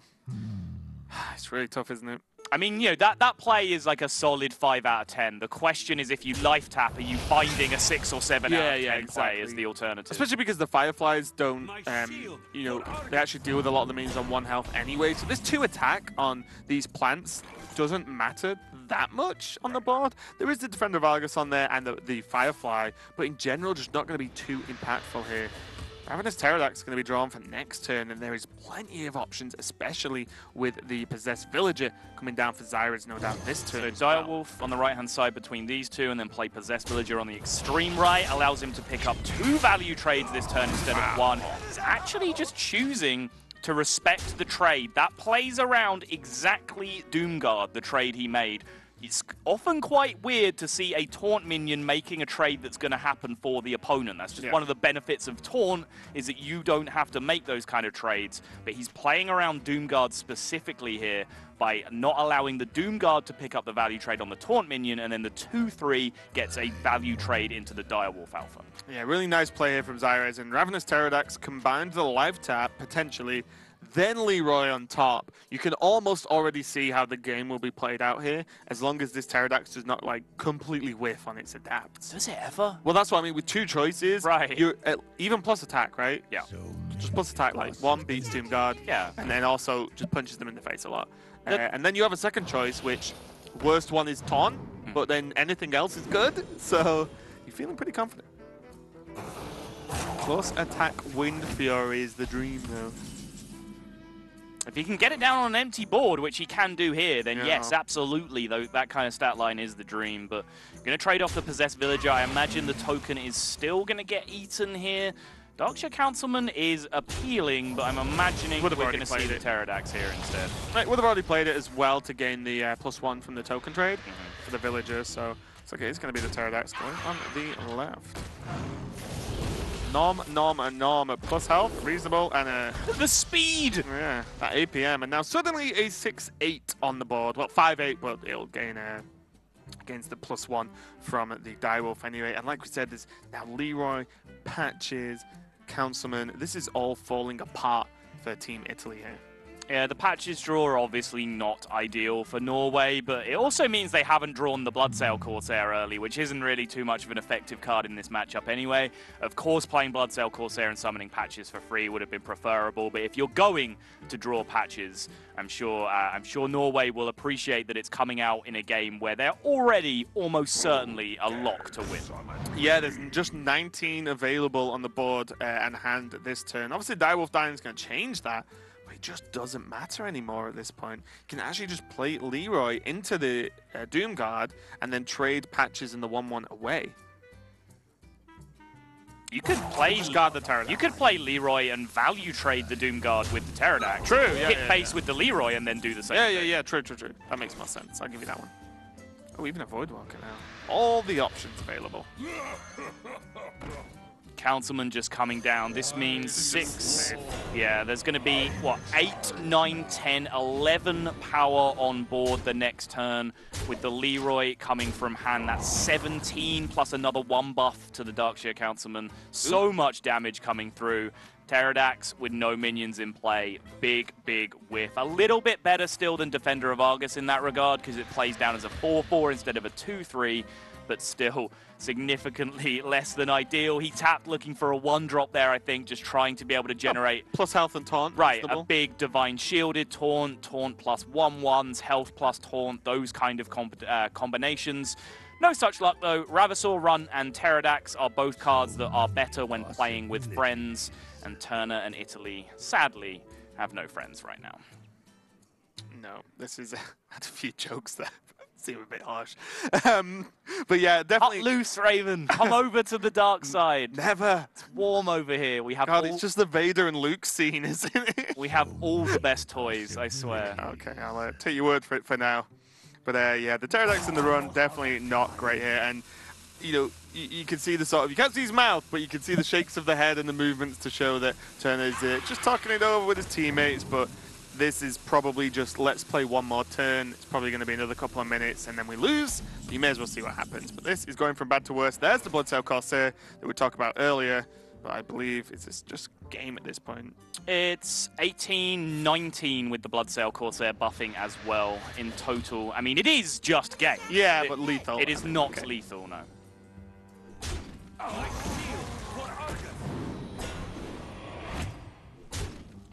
This will do nicely, though. Almost certainly a guaranteed setup for the next turn. Lethal represented on board, plus 6 damage from Leroy in hand to push through a taunt if they even needed to. Defender of Argus picked up. They can make a 3-3 taunt, but that's never going to get the job done. Yeah, really interested to see this Zoo mirror because I always wonder about how good Zoo actually is at the moment. And it's hard to tell because Zyra's looks super dominant in the mirror, right? You know, if this was any other deck, how good would it have actually, how well would it have actually performed? So we'll maybe get to see that in some more matches today if anyone else picks Warlock, but this one just kind of got dominant from the start and it was very reminiscent of Zoo in its history, right, in the mirrors. Anyone who gets ahead normally stays ahead. There's not really a lot of combat mechanics for Zoo. Yeah, there was a couple of points, you know, when we were at peak implosion frustration, that was a time where maybe the Zoo mirror swung a little bit more than we used to. But in most iterations of Zoo, in most metagames, the person who gets a significant lead on the board come turn 3, turn 4 is usually just going to snowball to victory. And Norway, their lead on turn 3, turn 4 was enormous. Yeah. They'd spread across, I think, 5 different bodies on the board of 1-1s and 1-2s, and that's just an insurmountable advantage in the Zoo mirror. Yeah, and this is really interesting to me from Italy, as I don't understand how lethal on board through a play is ever a play you want to waste your time making, but it's fine. Italy are going down one game there from Norway, so Norway's going to be 1-2 versus them now as Zyra keeps the dreams alive for Team Norway. Italy could have 3-0'd it, but in the Zoom era, it wasn't meant to be. It also means that Zyres goes down as one of our first 2-0 players in the tournament. Not too many teams have played twice yet. Amongst those, I'm not sure if any individual players have picked up 2 wins. Don't talk to me about Korea. But I remember very specifically Zyres picking up a win on that clutch Leroy top deck off the Shiv with his strange build of Miracle Rogue. He's now followed that up with a Zoo win as well. So his personal record is 2-0 in this tournament. Yeah, definitely someone you want on your team. I would. I'd take him. Plugs away wins. I can't argue with that. But yeah, you know, he's going to keep the team in here as well. Now we're going to see that actually Diggin is the ace match and Snowman is the ace match as well for later. But that's all reliant on Hunter Ace beating Inovan, sorry. And it's going to be the Paladin versus the Priest. And Hunter Ace not going for the Druid this time. And Inovan is shying away from the Mage, which we've seen to be sort of becoming a theme throughout the tournament. Maybe everyone's expecting each other to play the Freeze Mage and there's fear of some tech, spattering of tech across the deck list as well. Spattering. So. Great word. I like it. Thanks. A spattering of tech. Yeah, I think if people were watching the behavior of teams yesterday, watching the tech choices of teams yesterday, they will have seen that there is a lot of Freeze Mage hate going around. A lot of people have planned for it. We've seen Crazed Alchemists. We've seen lists being tilted towards the aggression. So with that information now coming into day 2, of course, the lists will have already been submitted, but you can still adapt your strategy in-game and in the pick and ban phase based on what you've seen on day 1. And in that case, maybe Freeze Mage on day 2 is a scarier proposition than it was on day 1. Yeah, pretty reasonable as well. And that's just, again, another intricacy in terms of as a week goes by, the differences by day. You can check out day 1 strategies in terms of pick order and what clashes against what. And you can see how that develops going forward. You can see it was Inovan there for Italy. And Hunter Ace, I believe, an extremely young player. I think 16 or 17 maximum. He's going to be playing. This was the guy we couldn't think of yesterday when we were adding to the Prodigy list. Yeah, yes, it was. There you go. Yeah, he's a very, very young player, but a very good player. I believe he's attended DreamHack as well with a decent performance there. But looking forward to see him play and see what he's got to give here. It's going to be Paladin versus Priest, so we're going to get into it. It could be, I imagine just Murloc Paladin at this point. It's what everyone's playing. Is that what we're calling that deck, though? Well, that's the thing. The problem is, if you say mid-range Paladin, the question is always, does it have the Murlocs? Right. Because some actually don't. Right. And even like if you call it, Murloc mid-range Paladin, there's still questions like, well, does it have Doomsayer? Does it have Pyro Equality? Are those mid-range cards? But we will get back to the matchup in the meantime. We can take a look at Inovan and Hunter Ace. As I said, Hunter Ace, elite group of teenage Hearthstone prodigies, George C, Amnesiac, a few others that are on that list. Hunter Ace as well at the princely age of 16 years old, currently one of the top 25 HCT point owners in Europe. But Innovan, no surprise, same team as the rest of his players, and wow, look at that, his favorite Italian food is pizza. What do you know? I can't blame him. I agree. And if yesterday was anything to go by, players and teams who have food facts on their bios have done pretty darn well. Yeah, maybe it's a secret nod to the true favored teams are the ones with the food information in their bios, and we'll see if it plays out this time, as Italy do only need to win one game, and Norway have to win all this one and the ace match as well. So Diggen might have to play again and take it for Norway, but so far, you know, Priest versus Paladin, if they're the decks we are presuming they are, how do you think that plays out? Well, I got a cheeky look, and I'm pretty sure it is a mid-rangey Paladin of sorts from the Paladin side. I saw Quality and a Primordial Drake in their test game mulligan. And yeah, War Leader gives away that it is going to be something along the lines of what we're seeing as the standard list these days. Early game Murloc board control into just insane late game power with your rewards from Stonehill Defender alongside Spike Ridge Steeds, Tyrians, etc, etc, etc. Priest, still not full information based on what we're seeing here. The Pyromancer is the one nod that this probably isn't Dragon Priest. It's some kind of draw-heavy Lyra Priest or combo Priest. So that means it's probably not just going to be a straight-up value battle. It's actually going to be possibly the Priest playing the aggressor in this matchup, which is a little bit strange to say, particularly if there's a Divine Spirit in a Fire combination in this deck, which there, I'd say usually is, not always. There's a couple of lists that don't play that as a win condition, but if it is in there, it's going to be Priest looking to get the killing done in this matchup, which is not a phrase I've done too often in my multiple years of Hearthstone casting experience. Yeah, we see the Valford Inquisitor now means that, yes, this is just, you know, what looks to be, even with the Ivory Knight here, the atypical, popular Murloc list at the moment. Did you say atypical? With the typical. Okay.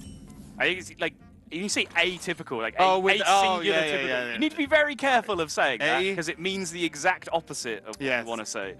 A single, the single typical.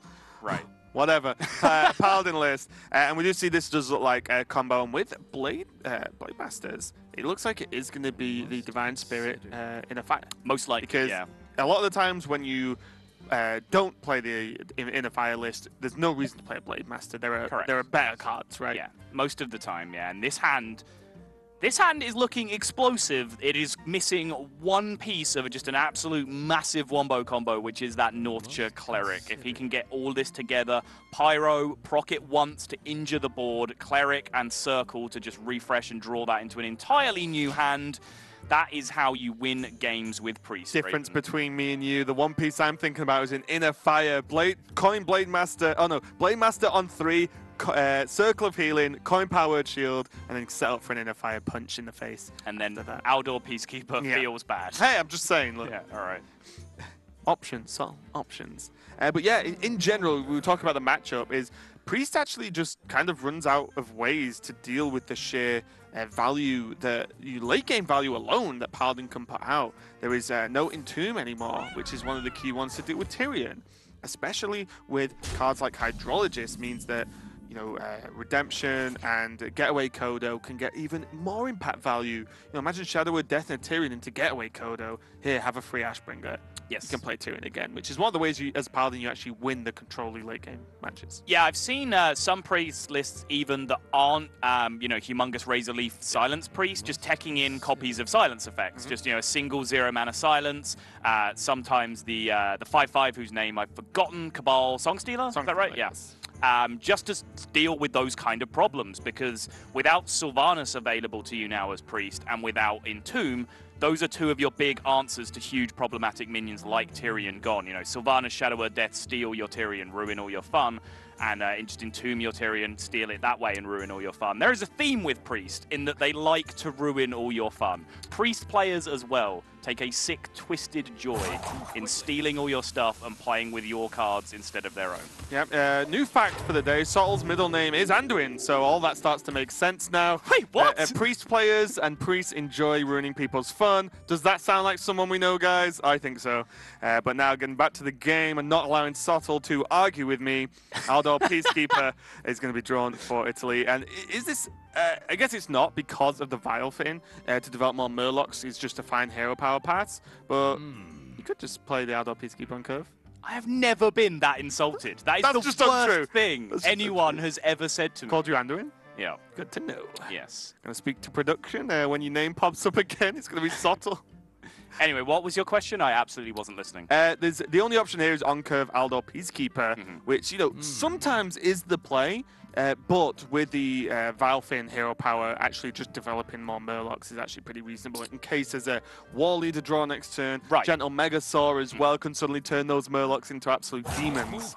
Yeah, there's still Murlocs. There's a good chance there are 4 extremely strong top decks for you next turn if you just develop another Murloc. And of course, from Italy's side, they have no perspective yet on whether or not they are facing an Inner Fire Priest. If they're facing an Inner Fire Priest, those Aldor Peacekeepers are key. Ooh, almost game-winning, right? Right, they can be. You know, normally in this matchup, the Priest will be forced to respect that and almost be looking to OTK with their Inner Fire effects, because they know those Aldors will be being held. The difference is, sometimes they don't have that luxury. They just have to make a push with a 7-7 or a 6-6, something less ideal. Just try and Inner Fire some value onto the board and go that way. In those kind of cases, Aldor Peacekeeper can be absolutely crucial. Yeah, I think it's a lot of the time you see like a big minion with a powered shield. Yeah. Pass. Because Aldor it, sure. Then Inner Fire, or then Divine Spirit Inner Fire comes down for a big punch. So yeah, completely agree. It's going to be the Pyromancer into Powered Shield now, though. Going to help clear off these Murlocs as turn 4 is Megasaur turn. And that, again, as we said, could be absolutely back-breaking very early on. And that was Murloc War Leader. That would have been huge. Still is good. Means that this can this Valfin can trade into the buffed Pyro. And you definitely want to get rid of that. So I do like this play. There's an answer for it in the form of the Shadow Word Pain, though, contrary to attack. Cabal Talon Priest picked up now, meaning that they are starting to get some of those methods of generating huge amounts of health on their minions, where they can start asking that kind of question that you were just talking about, with just, big health minions on the board. Are you scared of this enough to Aldor it preemptively? If so, I'll punish it for you afterwards. I'm sure Italy have enough experience and know how to not fall into that trap, but the question can now begin to be asked over the next couple of turns anyway. Yeah, it's very tricky here, because there's even an option as, other than a Megasaur this turn, which doesn't do too much on one Murloc, really, there's a chance you could actually just go for Blade Master Circle if you just want to get a big guy on the board and ask that question already without overcommitting to it. I guess True Silver Champion is the punish for that. Yes. Without an additional health buff, so definitely something to think about. Just feels like Shadow Word Pain hero power feels very slow against a very board-focused deck in the form of the Paladin. Yeah, the question really is how long are you willing to wait to find that Northshire Cleric? Because yes, he committed a Pyro already. He's found the second one, though, so the Pyro combination with Cleric is still available. Yeah. And again, it is huge to what is essentially a fairly combo-based Priest deck to be able to make that kind of thing happen. And I do like this decision to kind of bail out on that plan, just start generating some board presence. They know do Norway that they can't wait for too long here to get themselves into this game, because if they just sit back and wait and allow Paladin to develop freely, those big late game threats that we were talking about earlier, they don't have clean answers to them. They are just going to force them out of the game very quickly. Yeah, and I think it's in a very good position to deal with this Blade Master. They can Aldor it this turn, hero power. Next turn, they either Kodo it, or if it gets buffed up, they'll just play Tarim. Excellent point. Yeah, it's like they have like a backup plan for worst case scenario, because by playing the Aldor and hero power in, the Blade Master, if it receives buffs, can probably only deal with one minion. You get a little tickle though, right? You wanna bump into it? Nah, leave it. Interesting.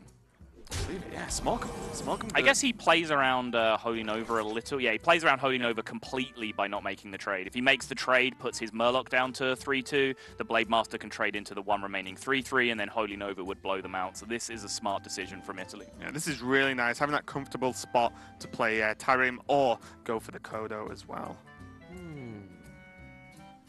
Shadow with Pain coming down on the wall either. Oh. Just...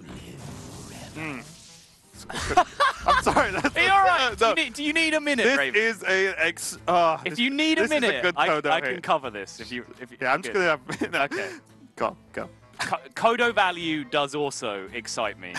Kodo Baggins coming storming out of the Shire right now and devouring a 1-9.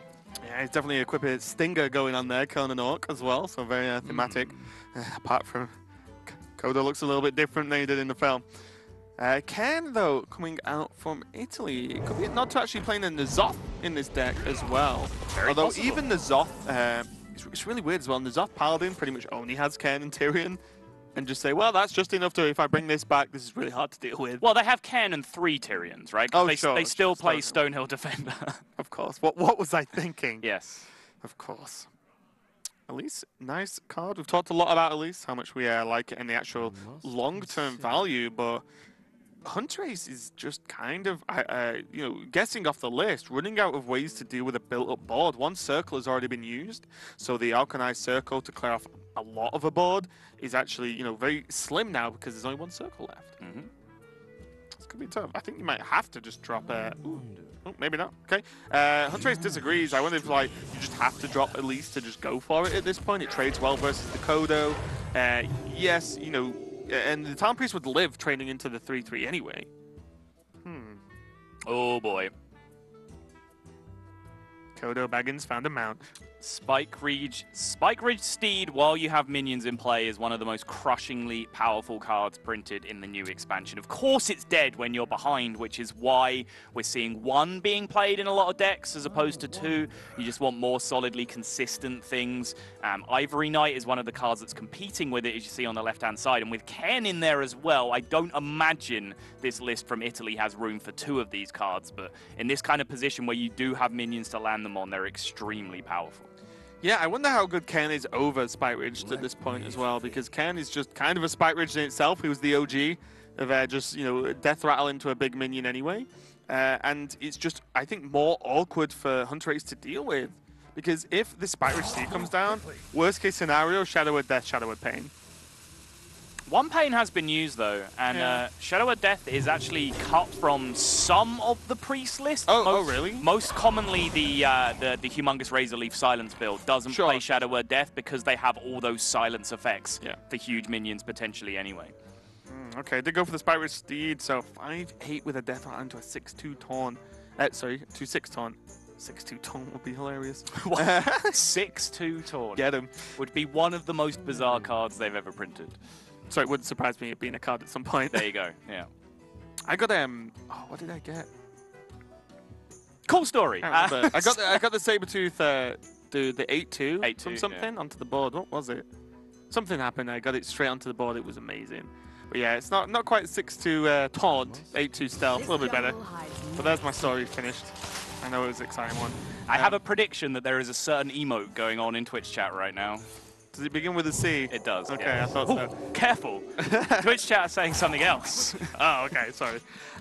These 2 minions on the board now do trade into the first half of this Kodo.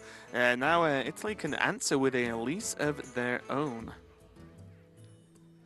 But Tyrone is pretty good. Now they didn't see a death land on this 5/8 Kodo as well. I mean, Tyrion is looking pretty appealing in this situation. Yeah, this is the kind of insane power that the early Murlocs can give you, is that they stall, or just win the early game.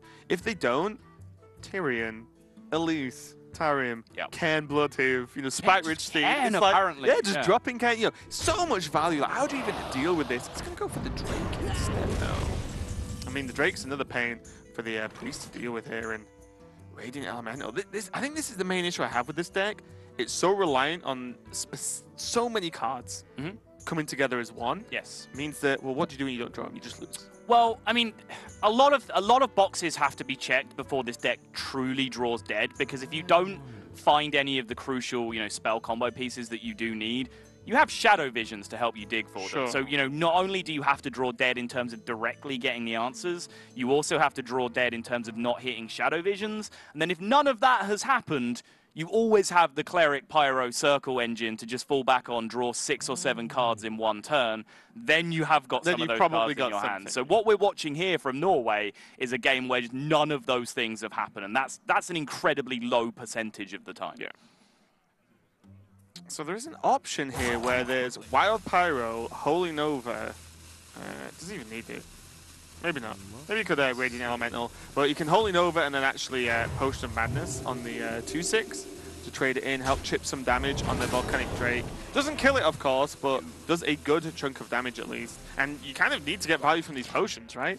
Like, what are you waiting for in terms of Look at Hunter Ace's body language right now. You can feel this slipping away, and Norway can feel the series slipping away in general. This Priest game, as we just mentioned, is just not lined up for him. And look at the value that's left that he has to try and fight his way through.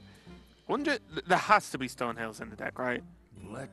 I mean, if you're playing this much value, maybe this is their thinking. Is like, you know what? I could play Stonehill, but it's a little slow to play on turn 3 in the first place. What if I just put a bunch of more ridiculous value in my deck anyway, and then I just play the cards I would want from Stonehill, you know, as opposed to actually play them themselves. But you can't get triple Tyrion. You can't. Or quadruple, potentially, as well. With a getaway Kodo as well, yeah.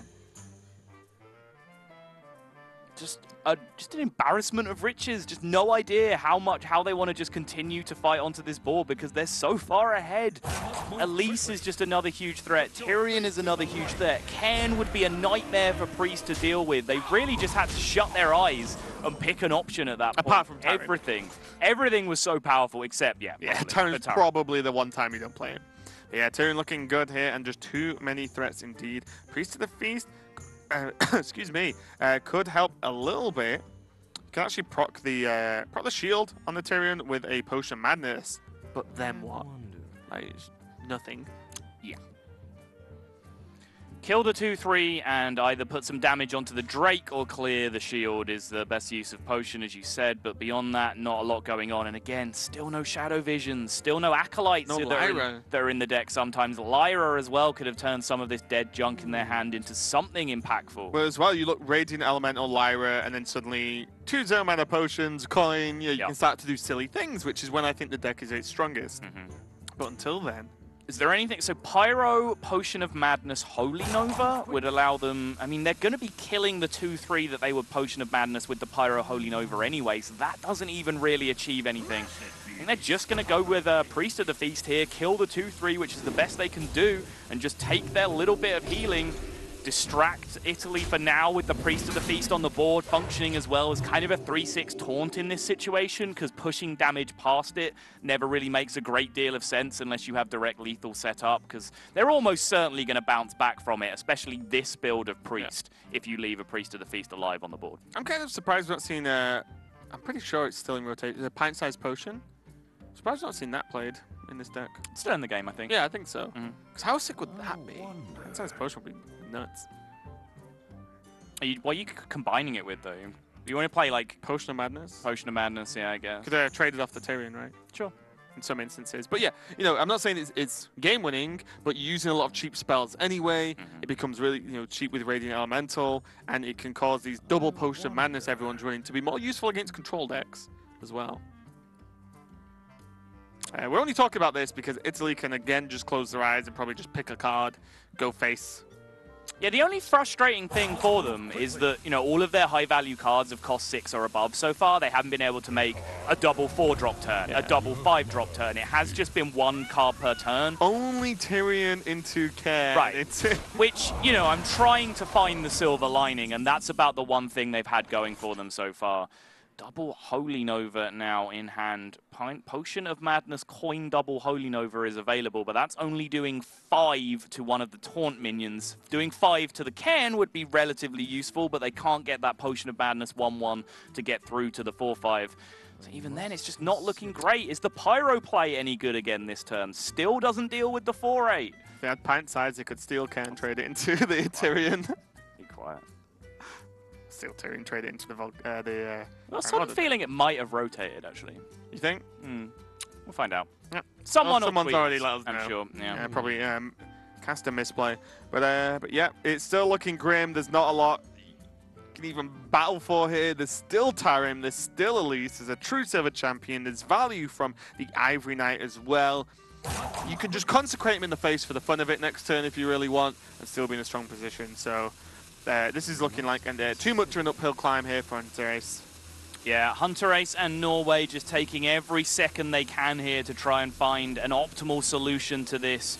But this might just be the last turn they have in this game. 23 they're going up to now. There's still 14 power on board, 18 from True Silver, 20 from Consecration, but there could just be a board state developed here that is going to force the concede from Norway on the following turn unless something absolutely spectacular happens. Yeah, I'm pretty sure Italy could True Silver into True Silver, then swing and still win the game at this point with a Murloc hero power to finish up the turn. I wouldn't mind seeing Ivory Knight now. See if you can get Blaster Kings or something. Sure. Just finish up the game quick. You can still play a True Silver champion. You know, oh, you skip the Murloc. Who cares at this point? Here we go. Any options? Oh, Spike Ridge, Avenging Wrath. Adapt Wind Fury on Tyrion Go. Would be, what, 6, 12, 16, 20? Still wouldn't be lethal this turn. I mean, Avenging Wrath is 8 extra damage as opposed to the 6 that would be anyway. You can't cast it this turn. Since it's not lethal, it's just more damage over time anyway. But Wind Fury Tyrion, though, is a compelling argument, I will admit. You have swayed me with your logic and reason, Raven. As always, as always. It's going to be the Spike Ridge Steed just to pretty much just drill a final nail into the coffin as it wasn't already there. Maybe a few extra nails just to make sure. Because there is just no way out here for Norway. No way out here. There we go. Hey, look. That's what I'm going to use in the future. Those are some cards that we'd have liked to have had in our hand for several turns this game, says Hunter Ace. Yeah, this is what's supposed to happen like turn 3 or 4, right? Exactly. Hunter Ace resumes standard thinking stance. Deciding whether to throw out the Pyromancer first here, I think, is the decision that they're looking for. Ungoro. Finds the Ungoro back. Now he needs coin, Deathwing. As if Deathwing was in Ungoro. Yeah, these are some of the cards he would need to win this game at this point, and even then it's going to be tough. We're going to open the pack though. We're going to have some fun. Legendary. Ooh. Razor Petal Volley is 3 cheap spells combined, but they have no way to buff the health of the Pyro. They can Razor Petal, they can Pyro cast 1 spell, then Holy Nova to heal the Pyro for 1, then cast a 3rd spell. That's the best they can possibly do. Yeah. Not going to be enough. They can effectively play a Senjin, but heal. All right, they found it. They found it. Hunter Ace sees the lines. Hero Power Emote. There you go. Works every time, and Italy are going to be able to take it 3-1 over Norway. Again, you know, what you'd have to say on paper is an upset, but Italy played great. Completely solid play from those guys. They did, and they got, mainly their deck list just lined up very well. Yep. We saw the Hunter Mirror line up in the sense that they had brought a more aggressive Hunter to be able to get onto the board quicker against those kind of mirror matches, whereas Norway had gone towards the anti-control, anti-taunt warrior kind of Hunter, and they were just a little bit slow to get in there, had a Black Knight in their hand for the entire game that was just a complete dead draw.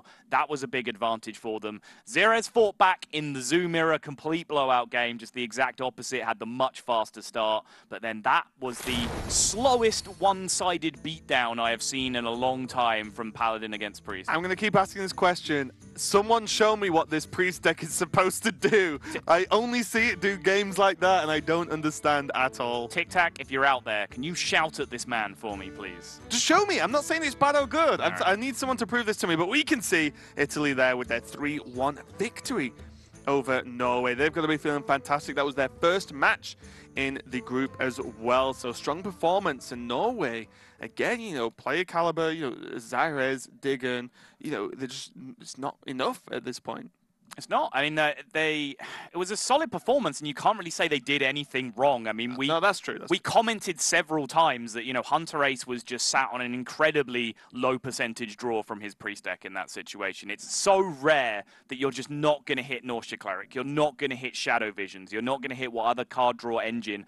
And then outside of that, you're just not going to hit any of the cards that you're looking for off those cards anyway. So Norway will be back, I'm sure. They do have the security blanket of that opening week quick win against Finland, which still puts them in a decent fighting position in the group. But as one of the few teams now that have played twice, they have dropped to a 4-5 overall game record, which will come into play if their match record is tied. Yeah, so not too great at all, but definitely not terrible. It's only match 2 for those guys, so it looks like we're going to be getting ready for the next match, which is going to be Greece versus Hungary. So don't go anywhere, guys. We're going to go for a short break, and we'll be right back.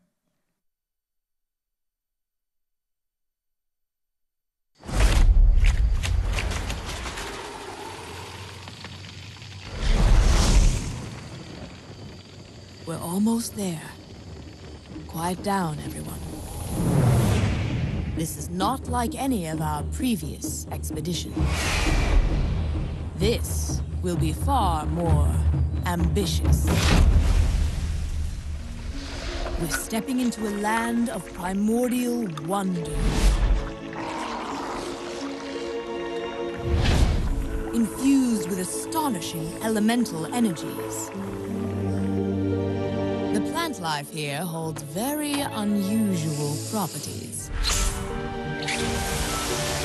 So don't touch anything. And while you may be excited to see the local fauna, you might want to make sure they don't see you. Because their powers of adaptation are devastating.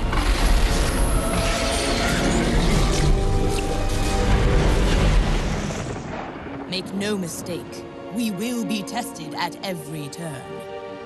But if we stay on our guard, we might just survive. Now then, are you ready? Then let's journey into Ongoro Crater.